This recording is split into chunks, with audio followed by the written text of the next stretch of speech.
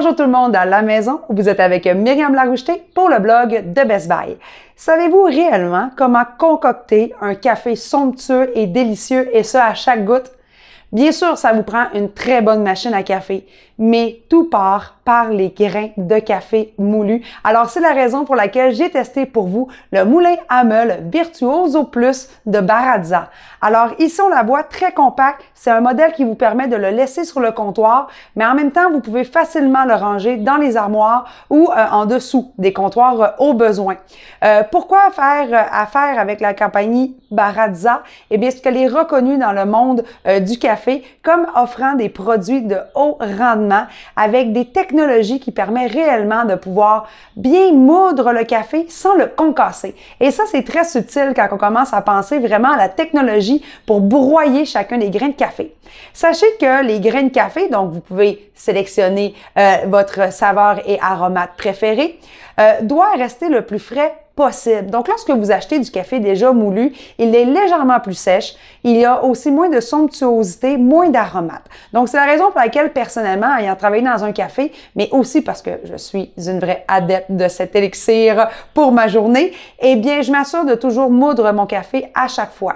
Et d'ailleurs, le compartiment du dessous de cette meule à café Baratza Virtuoso Plus vous permet de mettre une bonne quantité, mais sans en mettre trop. Donc, le compartiment est assez compact pour vous permettre là, de mettre environ l'équivalent de quelques cafés, donc un peu moins qu'une semaine en général. Donc, vous vous assurez d'avoir un café qui reste frais avec toute sa saveur et ses aromates. D'ailleurs, vous pouvez faire énormément de paramétrage grâce à cette meule à café. Vous avez premièrement 40 paramétrage vous permettant de partir de 0 qui sera extrêmement fin jusqu'à 40 pour avoir une texture très grossière. Et vous avez aussi le bouton du centre juste en dessous de l'écran d'elle qui vous permet de pouvoir aller sélectionner les secondes. Alors les secondes servent à quoi? Bien, dans ce cas-ci, c'est vraiment pour remplir le compartiment à café. Donc lorsque vous êtes à 30-40 secondes, eh bien vous remplissez presque intégralement le compartiment. Et lorsque vous voulez faire juste un petit café, environ 10 secondes suffisent pour pouvoir vous permettre d'avoir la bonne quantité. Maintenant, si on parle un petit peu plus en détail de la grosseur du grain de café moulu, il a une importance très particulière pour le type de votre café. Par exemple, on a besoin d'avoir un café qui est plus fin lorsqu'on va faire un expresso, par exemple, versus un cappuccino où le grain sera légèrement plus gros, voire moyen.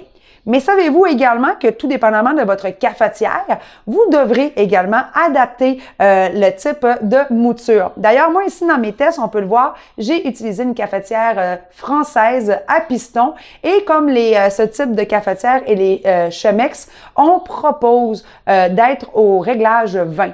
Donc entre 40 et 0, on va au réglage 20 qui vous donne une mouture fine, moyennement grossière, donc parfait pour ce type de machine. Si vous avez par exemple, des cafetières turques, eh bien, à ce moment-là, on va aller chercher des grains de café qui seront à ce moment-là vraiment plus gros. Alors, tout dépendamment de ce que vous avez de besoin, eh bien, sachez que vous aurez réellement la mouture adaptée à votre équipement à la maison.